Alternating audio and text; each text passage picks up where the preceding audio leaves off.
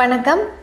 யாழ் மூளாய் சைவ பிரகாச வித்தியாலய மாணவி செல்வி ஜெகதீஸ்வரன் நுரோஜாவின் வரலாற்று சாதனையை பாராட்டும் முகமாக அவருக்கு நேற்றைய தினம் கௌரவிப்பு நிகழ்வு இடம்பெற்றிருந்தது. இதன்போது அந்த மாணவி மற்றும் பாடசாலை அதிபர் பாலசுப்ரமணியம் தலைமையில நேற்றைய தினம் 15ஆம் தேதி மூளாய் சித்தி விநாயகர் தேவஸ்தானத்திலிருந்து பேண்ட் வாத்தியத்தோட அந்த மாணவி அழைத்து வரப்பட்டு பாடசாலை சிவமலர் மண்டபத்தில் வைத்து அந்த மாணவி கௌரவிக்கப்பட்டிருக்கின்றார்.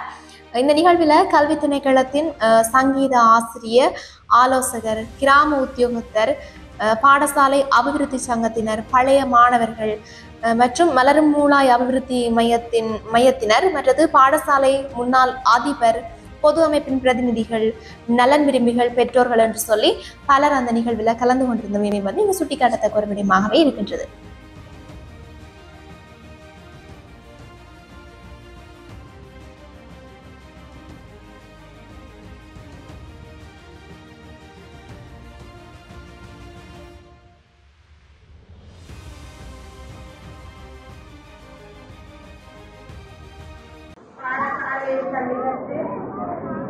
முதல் வைத்திய கலாநிதி பட்டம் பெற்ற